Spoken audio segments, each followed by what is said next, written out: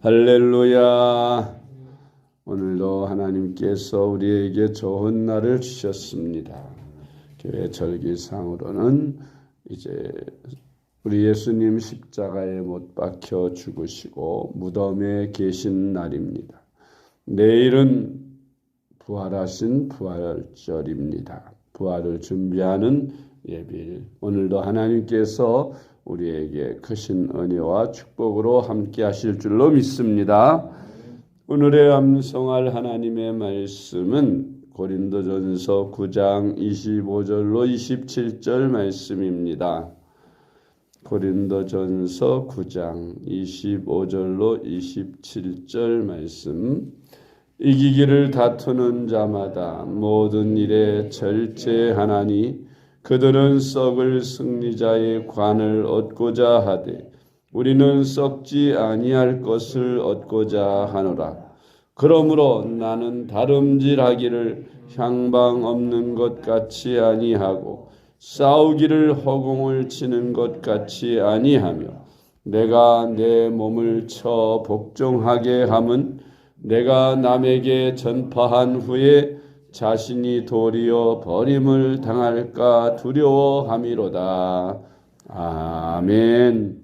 할렐루야. 잘 되고 있습니다. 아멘. 오늘은 성령의 열매이며 또 우리 예수님 닮는 것의 마지막이 된 절제에 대해서, 절제 품성에 대해서 오늘의 말씀을 묵상합니다. 절제는 성령의 열매 중 마지막 열매지요.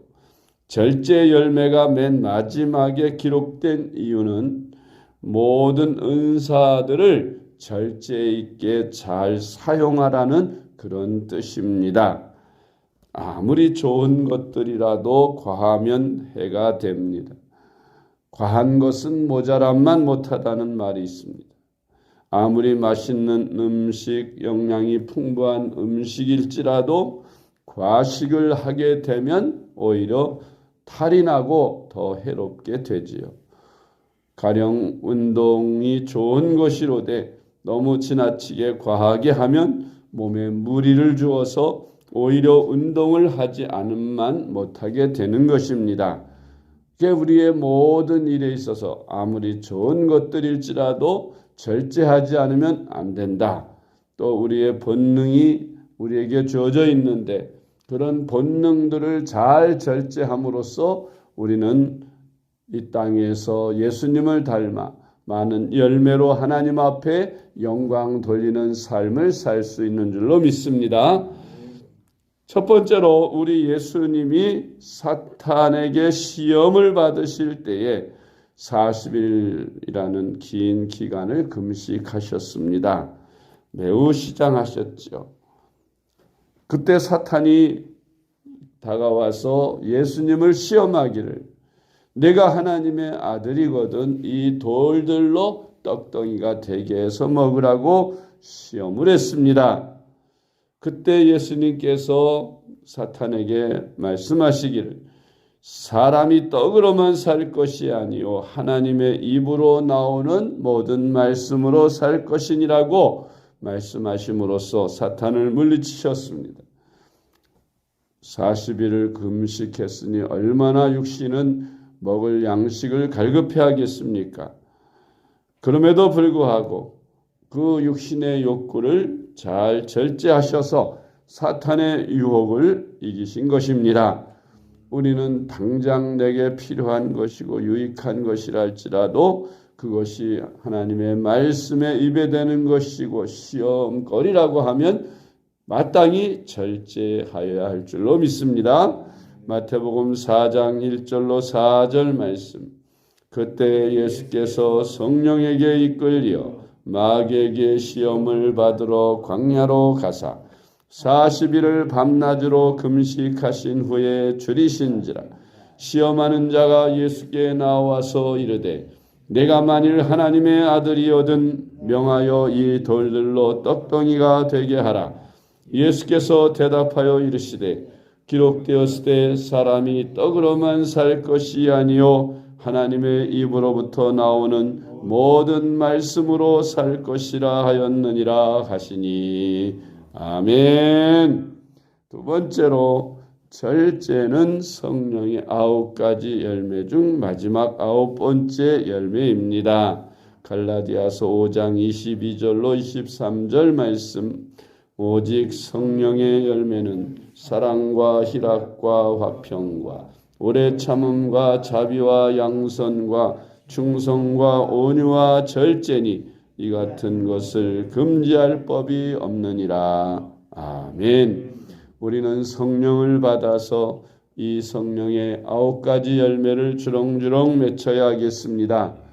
사랑의 열매도 맺혀야 하고 희락의 열매도 맺혀야 하고 화평과 오래 참음과 자비와 양선, 충성, 온유의 열매를 주렁주렁 맺히며 하나님께 영광 돌리는 삶을 살아야 합니다.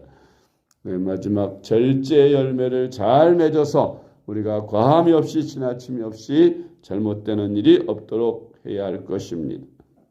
사람들이 한때 다 열심히 겸손하게 충성스럽게 그렇게 잘하던 사람들이 출세를 하거나 높임을 받게 될 때에 지나치게 그들은 교만해지고 거만해지는 그런 모습을 봅니다. 그래서 결국 망하는 길로 가는 모습을 우리는 종종 보아옵니다. 좋은 것이 많이 내게 다가올수록 더 절제할 줄 알아야 하고 겸손히 낮출 줄을 알아야 성공할 수 있고 끝까지 승리할 수 있는 것입니다. 그러므로 우리는 항상 좋은 것이 올 때 그것에 대해서 지나치지 않도록 잘 절제할 수 있는 그런 우리로 주님의 품성으로 가져야겠습니다. 세 번째로 요셉은 육신의 정욕을 절제함으로 유혹을 이기고 끝내 성공할 수가 있었습니다. 창세기 39장 7절로 9절 말씀. 그 후에 그의 주인의 아내가 요셉에게 눈짓하다가 동침하기를 청하니 요셉이 거절하며 자기 주인의 아내에게 이르되 내 주인이 집안의 모든 소유를 간섭하지 아니하고 다 내 손에 위탁하였으나 이 집에는 나보다 큰 이가 없으며 주인이 아무것도 내게 금하지 아니하였어도 금한 것은 당신뿐이니 당신은 그의 아내임이라. 그런즉 내가 어찌 이 큰 악을 행하여 하나님께 죄를 지으리까. 아멘. 이 요셉이 보디발의 아내의 유혹을 받을 때 그것을 잘 절제하고 이길 수 있었던 것은 하나님을 믿고 정직한 마음을 가졌기 때문이겠죠. 대부분 그 시대에는 그렇게 주인의 아내나 주인이 종들을 성노리개로 삼고 그렇게 유혹도 하고 즐기기도 했다고 하는 것입니다. 그런 세상 풍속을 요셉은 따르지 않고 그것을 그리스도인 하나님을 믿는 그런 사람으로서 정직하게 주인의 아내를 범하지 않고 유혹을 이겼습니다.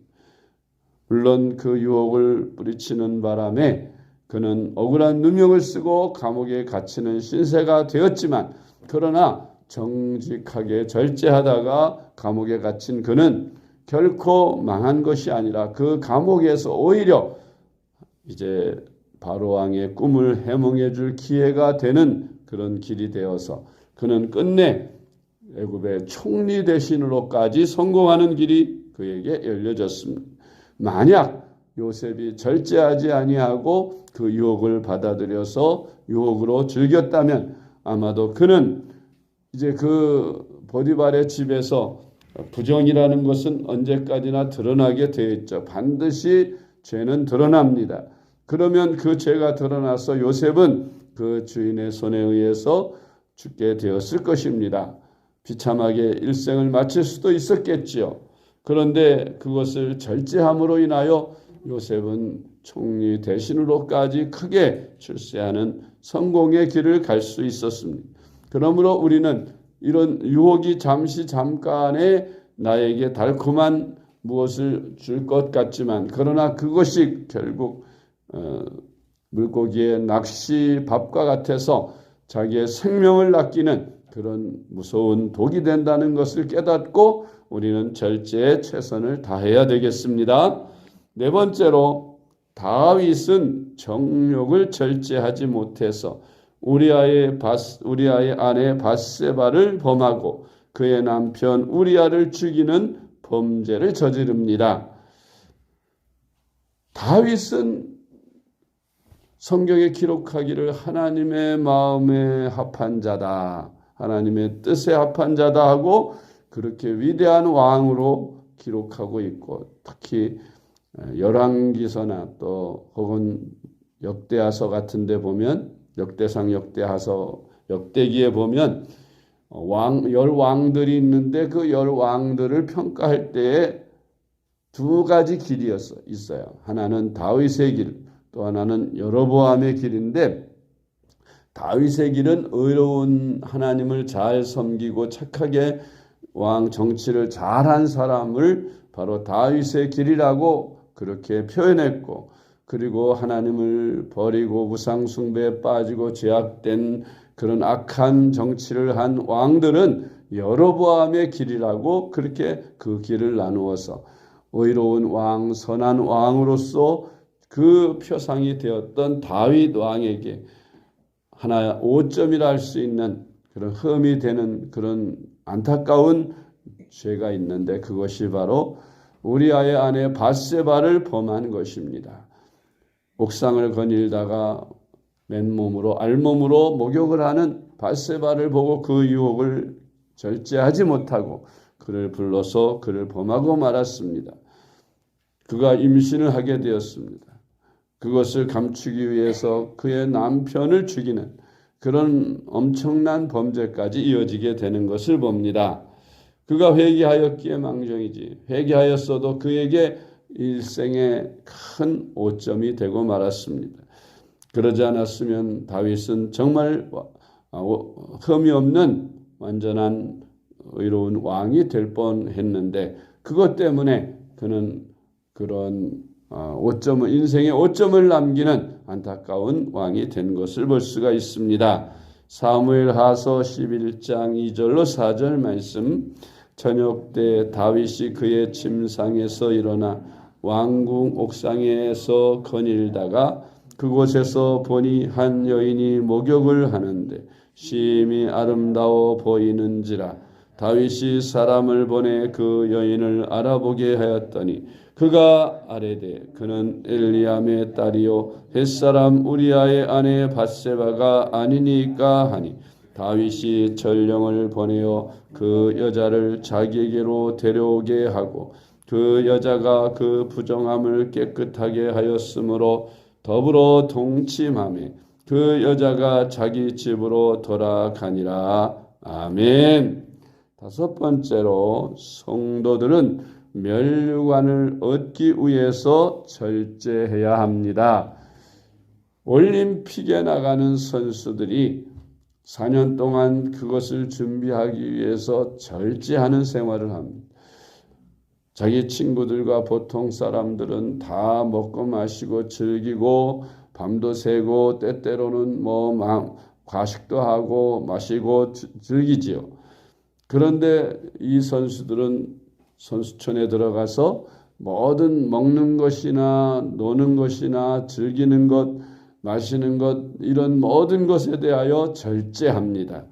그리고 자기 몸을 잘 최상의 몸으로 만들기 위해서 노력하고 훈련하고 운동하는 것입니다.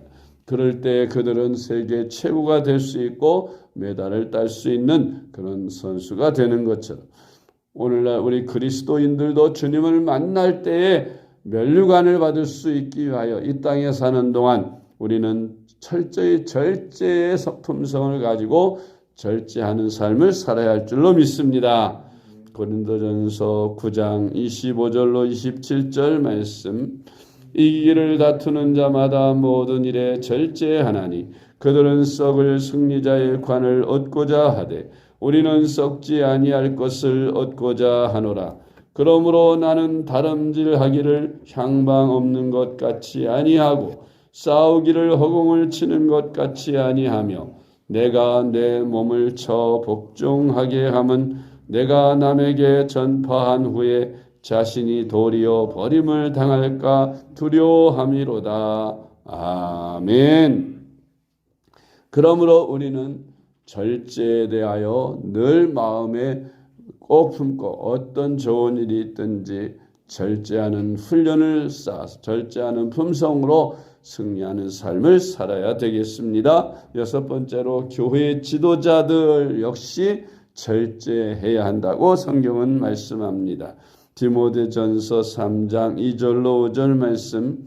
그러므로 감독은 책망할 것이 없으며 한 아내의 남편이 되며 절제하며 신중하며 단정하며 나그네를 대접하며 가르치기를 잘하며 술을 즐기지 아니하며 구타하지 아니하며 오직 관용하며 다투지 아니하며 돈을 사랑하지 아니하며 자기 집을 잘 다스려 자녀들로 모든 공손함으로 복종하게 하는 자라야 할지며. 아멘. 디모데전서 3장 8절로 11절 말씀. 이와 같이 집사들도 정중하고 일구이원을 하지 아니하고 술에 인박이지 아니하고 더러운 일을 탐하지 아니하고 깨끗한 양심의 믿음의 비밀을 가진 자라야 할지니 이에 이 사람들을 먼저 시험하여 보고 그 후에 책망할 것이 없으면 집사의 직분을 맡게 할 것이요 여자들도 이와 같이 정숙하고 모함하지 아니하며 절제하며 모든 일에 충성된 자라야 할지니라. 아멘. 교회의 지도자된 자들, 섬기는 모든 직분자들은 다 절제하는 모습을 보고 절제 훈련이 잘 돼 있고 절제 품성을 가진 사람을 재직으로 삼으라고 성경은 가르치고 있는 것입니다. 일곱 번째로 그리스도인으로 신성한 성품에 참여하는 것 중에 한 가지가 바로 절제하는 것입니다. 베드로후서 1장 4절로 7절. 이로써 그 보배롭고 지극히 큰 약속을 우리에게 주사 이 약속으로 말미암아 너희가 정욕 때문에 세상에서 썩어질 것을 피하여 신성한 성품에 참여하는 자가 되게 하려 하셨느니라. 그러므로 너희가 더욱 힘써 너희 믿음의 덕의 지식의 절제를, 절제 인내를, 인내 경건을, 경건의 형제 우애를, 형제 우애의 사랑을 더하라. 아멘. 우리는 예수님의 품성인 절제 품성을 우리의 품성으로 삼아서 우리가 모든 만사에 절제함으로 좋은 열매를 끝까지 잘 유지하고 주님 앞에 서는 날 잘했다 칭찬받는 멸류관을 받을 수 있도록 최선을 다해 절제 열매를 맺는 그런 저와 여러분이 될 수 있기를 주님의 이름으로 축복합니다. 기도하겠습니다. 사랑의 하나님 아버지 감사합니다. 우리에게 헤아릴 수 없이 많은 하늘 같은 은혜를 우리에게 주셨습니다. 하나님, 그 많은 은혜들 우리가 누리는 일에 범사에 감사하게 하여 주시옵소서. 그러나 그 은혜들이 너무 커서 과속하지 않고 절제 열매를 맺으며 살아갈 수 있게 하여 주시옵소서. 사도 바울은 너무 크신 은혜를 이제 교만하지 않게 하시려고 자고하지 않게 하시려고 하나님이 그에게 가시를 주신 것처럼 하나님 우리도 절제할 수 있어서 우리를 잘 지켜내고 교만하지 아니하고 끝까지 승리할 수 있도록 절제 은사를 잘 받아 우리가 세상에서 절제하며 사는 저희들이 되게 하여 주시옵소서. 예수님의 이름으로 간절히 기도드리옵나이다. 아멘.